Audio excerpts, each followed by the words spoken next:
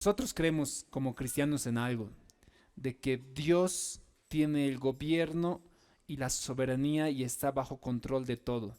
Aún así, nosotros somos agentes, como cristianos, agentes de cambio por medio de la oración, por medio del servicio, por medio de la predicación, que hacemos revolución. El cristianismo a lo largo de la historia siempre ha causado revolución con el modo de pensar. Jesucristo desde el origen, cuando empezó a predicar, causó una revolución porque su evangelio era diferente. El amar al prójimo como uno mismo era algo diferente, no era pensado en ese entonces y causó una revolución. En el tiempo de Roma lo mismo, a lo largo de la historia igual, el cristianismo siempre causó eso.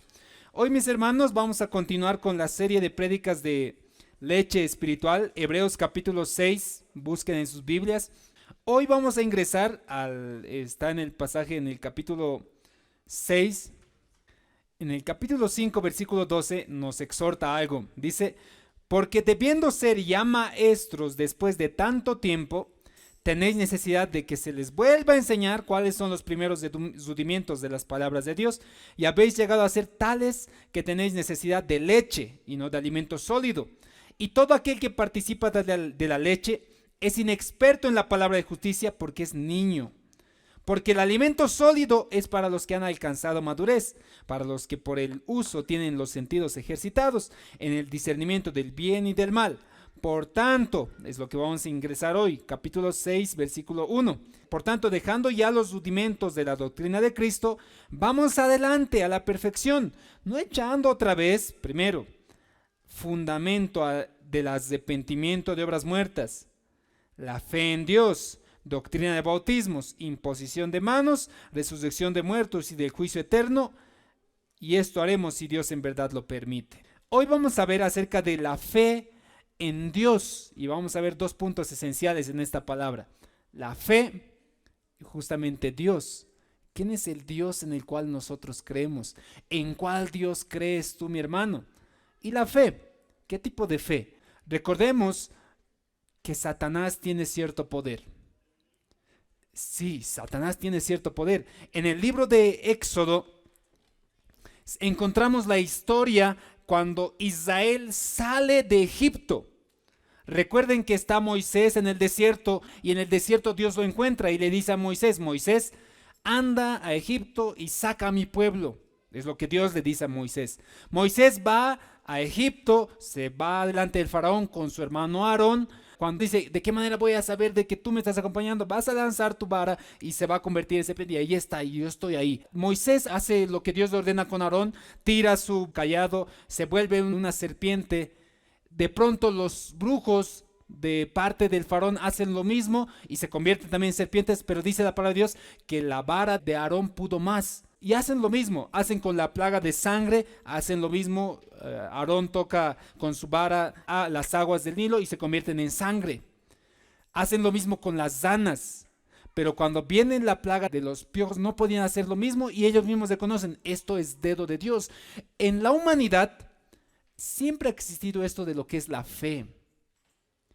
Toda cultura, si nosotros analizamos la cultura aymara, la cultura más allá incaica, la cultura azteca, maya, griega, cada una de estas culturas tenían fe en un Dios. Tal vez ellos, siendo ahí a primitivos, estaban ahí y de pronto vieron un trueno fuerte y dijeron, wow, ¿qué es eso? Y ellos dijeron, no, no lo podemos alcanzar, está muy lejos. Caminaron hasta tratar de llegar a ese lugar y nunca lo alcanzaron y dijeron, ese es Dios. Es algo sobrenatural y empezaron a adorar. En nuestra cultura se adoran a las montañas grandes, ¿verdad? Y dicen, wow, eso es inalcanzable, es difícil de conquistar. Y ahí es una divinidad. La tierra, el sol, las estrellas y todo ello, el ser humano en su pensamiento creyeron y tuvieron fe de que eso es Dios. Nosotros como creyentes también tenemos fe y toda persona tiene fe.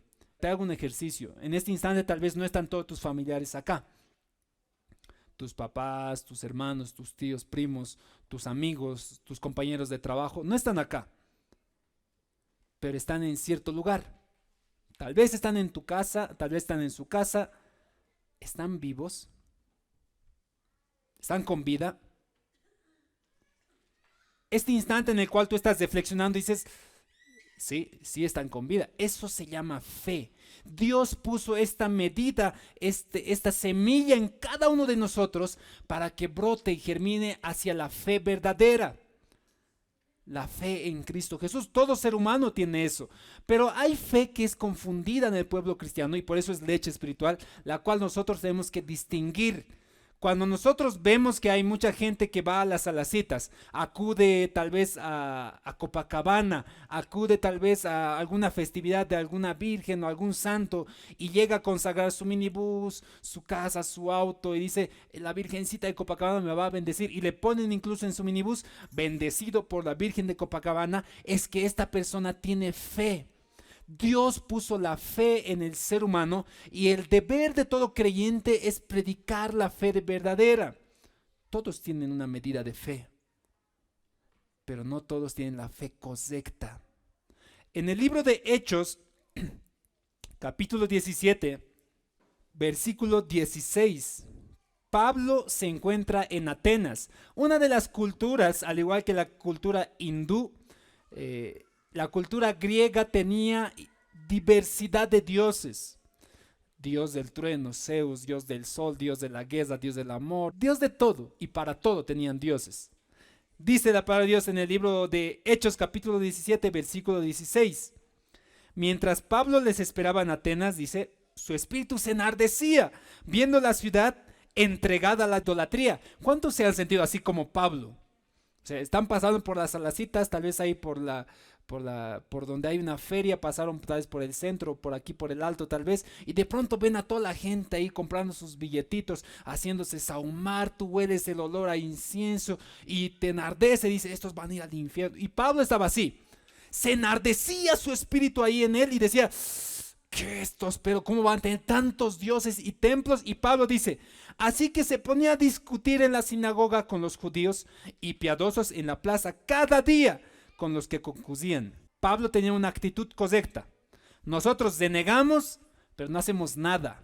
O sea, si niegas de que tu familiar esté metido tal vez en satanismo, o esté en brujería, o vaya a acudir a algún yatiri siempre, cada mes, cada fin de mes está acudiendo ahí, tú deniegas, no vayas ahí, pero no le compartes el evangelio, no te pones a discutir de la palabra de Dios para que él entienda. Pablo hacía eso cada día.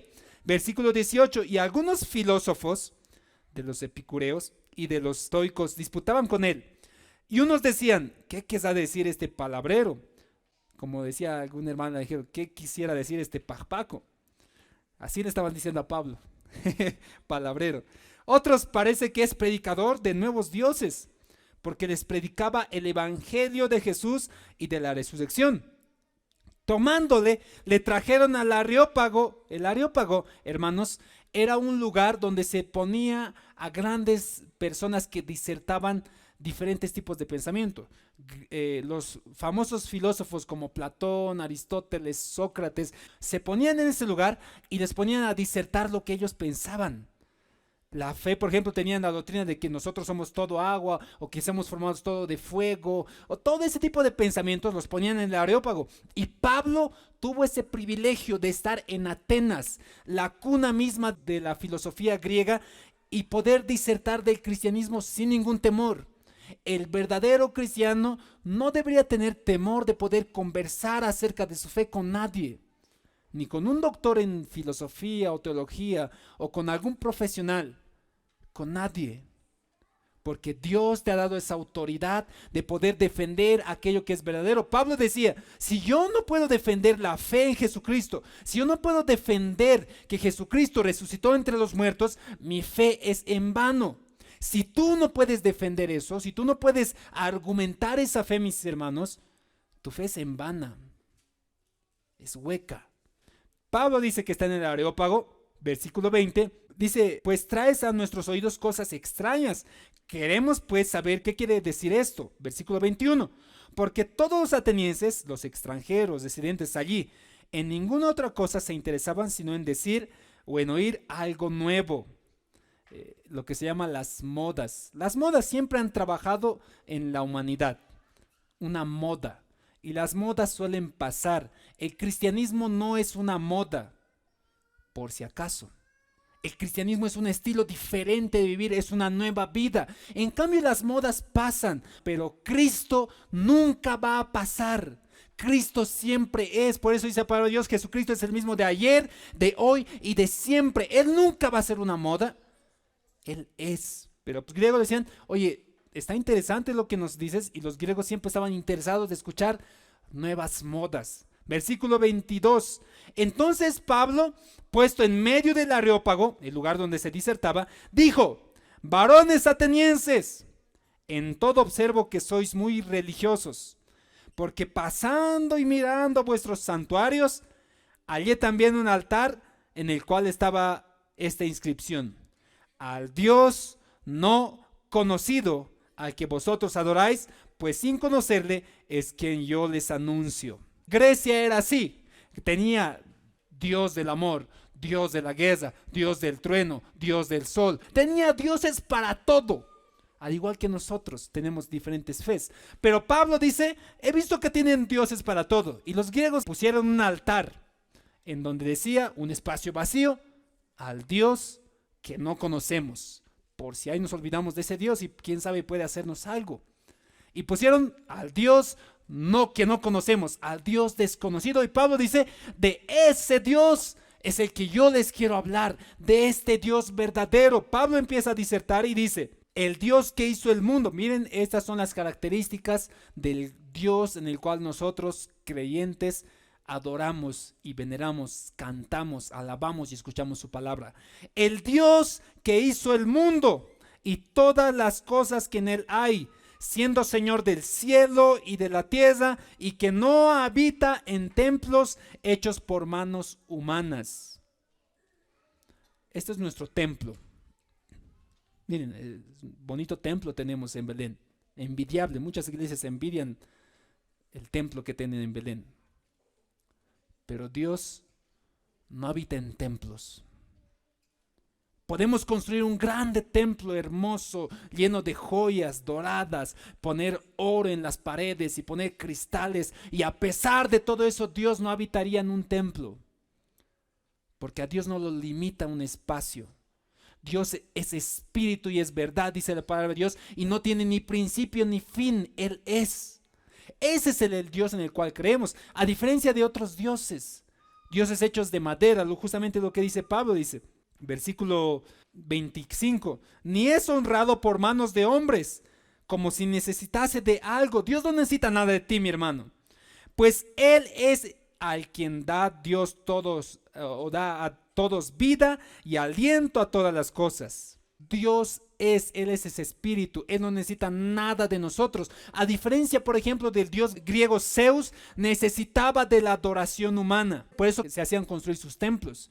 El dios Zeus necesitaba de que los humanos le adoren y le conozcan. Pero cuando el ser humano dejaba de adorar y de conocer a Zeus, Zeus se debilitaba. Pero Dios no necesita nuestra adoración. Dios no necesita de que tú le estés adorando y de que estés cantando. Y Dios recién se siente poderoso y fuerte. Dios es fuerte, Dios es poderoso. Dios no tiene límites, es omnipotente, omnipresente, omnisciente. Él todo lo puede, todo lo sabe y todo lo conoce. Por eso es religioso cuando nosotros creemos que el templo es sagrado. No digo que no lo sea, pero cuando creemos, no hermano, aquí es el templo, es sagrado. No, nosotros somos templo del Espíritu Santo y no nos comportamos tan sagrados que digamos. Pero creemos que la construcción es más sagrado que este templo. Empieza a ministrar bien el templo del Espíritu, que es tu cuerpo, mi hermano. Dice el versículo 26, ¿cómo es lo que ha creado? Y de una sangre ha hecho a todo el linaje de los hombres para que habiten sobre la faz de la tierra, y les ha prefijado el orden de los tiempos y los límites de su habitación, para que busquen a Dios, si en alguna manera palpando puedan hallarle, aunque ciertamente no está lejos de cada uno de nosotros, porque en él vivimos y nos movemos y somos, como algunos de vuestros propios poetas también han dicho, porque linaje suyo somos. Siendo pues linaje de Dios, no debemos pensar que la divinidad sea semejante a oro o plata o piedra, escultura de arte o de imaginación de hombres. Pero Dios, habiendo pasado por lo alto los tiempos de la ignorancia, ahora manda a todos los hombres en todo lugar que se arrepientan. Lo que dijimos la semana pasada, Dios nos ordena que nos arrepintamos y es lo único que podemos hacer. Que se arrepientan, dice, por cuanto ha establecido un día en el cual juzgará a todo el mundo con justicia por aquel varón a quien designó, con fe a todos, haberle levantado de los muertos. Hay ciertos grupos de personas que no creen en Dios y hay muchos dentro de las congregaciones cristianas que también están en ese grupo.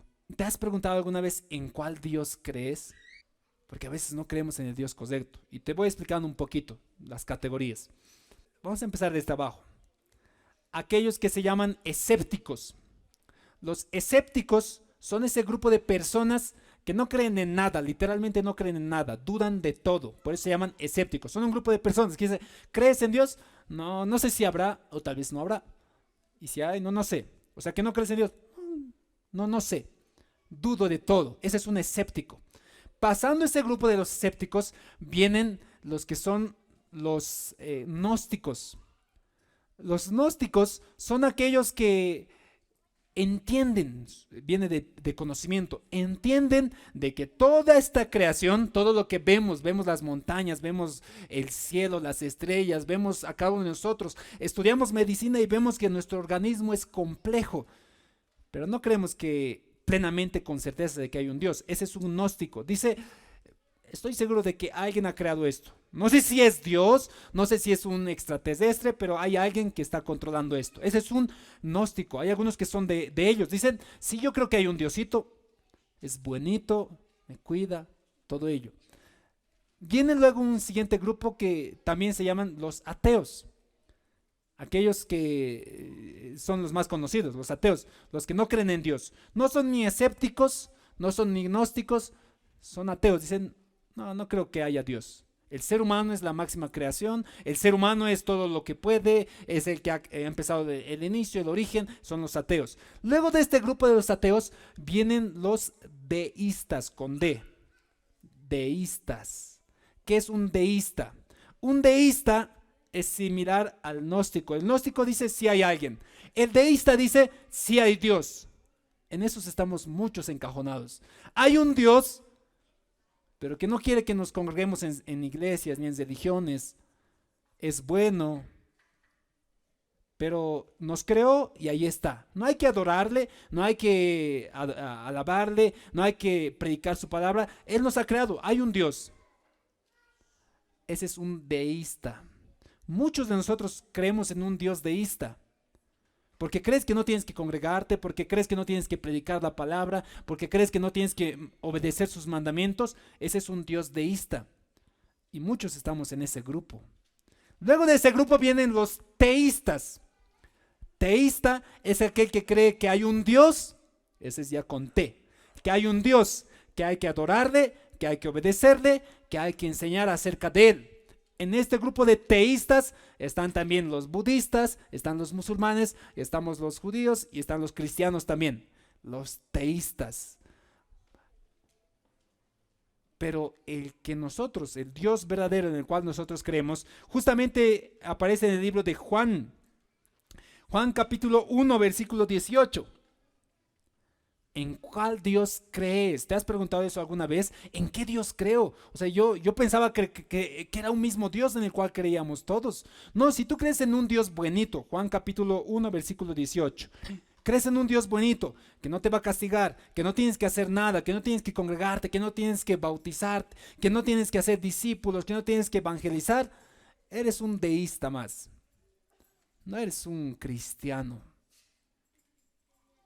Dice en el versículo 18, capítulo 1 de Juan, a Dios nadie le vio jamás. ¿Quién le vio a Dios? Nadie.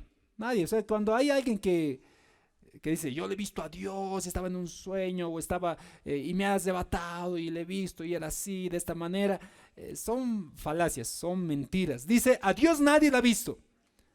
El unigénito Hijo que está en el seno del Padre, Él le ha dado a conocer la imagen de Dios que que el cristiano tiene y debe de tener es la imagen de Jesucristo mismo. A Dios nadie la ha visto, pero Jesucristo es Dios hombre, es Emmanuel, es Dios entre nosotros. Si tú quieres conocer plenamente al Dios verdadero, empieza a conocer mejor a Jesucristo. Este Jesucristo que nos ha dicho que es un Dios de amor. Primera de Juan, capítulo 4. Versículo 7. Este mismo Jesucristo, este mismo Dios con nosotros, nos ha dado un evangelio diferente. El pueblo musulmán cree en lo que es la guerra santa.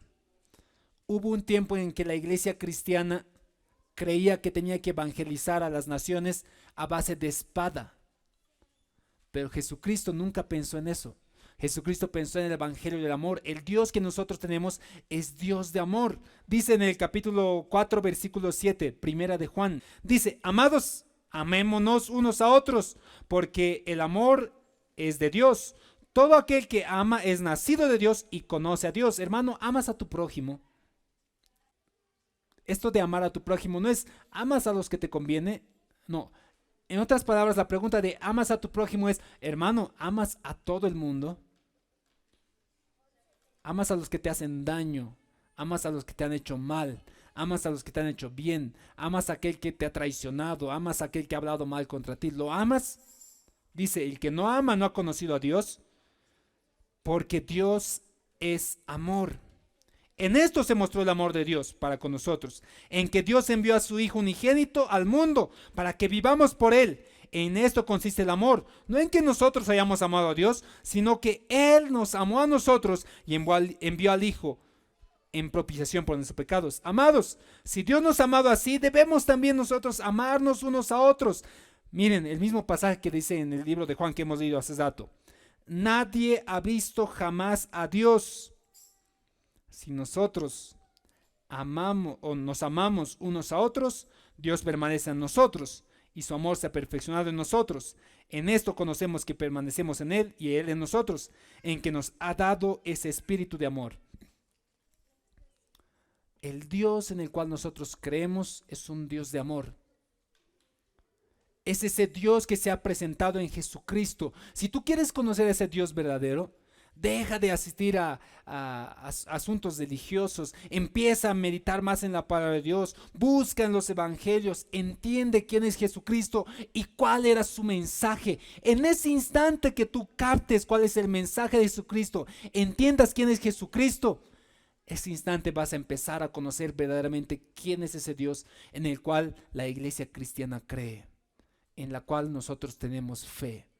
La fe en Dios es en ese Dios de la Biblia. Dios te motiva a crecer en madurez cristiana. Dios te motiva a estar en comunión y en oración. Dios te motiva a estar en ayuno. Te motiva a leer su palabra. Te motiva a obedecer sus mandamientos. Ese es en el Dios en el cual nosotros creemos. La gente tiene fe, pero no la fe correcta. Predica de la palabra. Preséntales como Pablo. Ciertamente los griegos tenían fe. Y les dice Pablo, wow, yo veo que ustedes son pueblo muy religioso, les dice. Y tienen dioses para todo. Pero quiero presentarles a este Dios verdadero. A este Dios que ha enviado a su Hijo Jesucristo para nuestra salvación. Para que el hombre se arrepienta y empiece a creer en Él. Para que Jesucristo aquí estando en la tierra es la misma presencia de Dios para nosotros. Tal vez tú en ese tiempo has sido confundiendo y has creído realmente que adorabas a ese Dios verdadero. Creías que adorabas a ese Dios. No, este Dios en el cual nosotros adoramos te motiva a que tú obedezcas sus mandamientos, que obedezcas su palabra, que ores, que ayunes, que te congregues, que visites, que prediques la palabra. En ese Dios creemos. Si tú has creído de que estando en la iglesia, reuniéndote, cantando, creías en un Dios deísta, arrepiéntete de eso, mi hermano, y empieza a adorar al verdadero Dios. Vamos a orar, hermanos, en esta mañana. Vamos a agradecer por su palabra. Hay un Dios verdadero en el cual nosotros creemos. Ese Dios de amor, que ha dado su Hijo unigénito por nosotros, por nuestra salvación. Por ti, por mí, por aquellos que creen en el Equeco, en la Pachamama, para aquellos que creen en la suerte, en la brujería, Por todos ellos Jesucristo ha muerto por nosotros. Ese es el Dios verdadero, lleno de amor. Así que ama a tu prójimo, mi hermano, ama a tus hermanos. Es la manera como Dios se muestra y se manifiesta hacia todos. Vamos a orar, mis hermanos, vamos a ponernos de pie o puedes orar ahí inclinando tu cabeza y vamos a agradecer en esta mañana.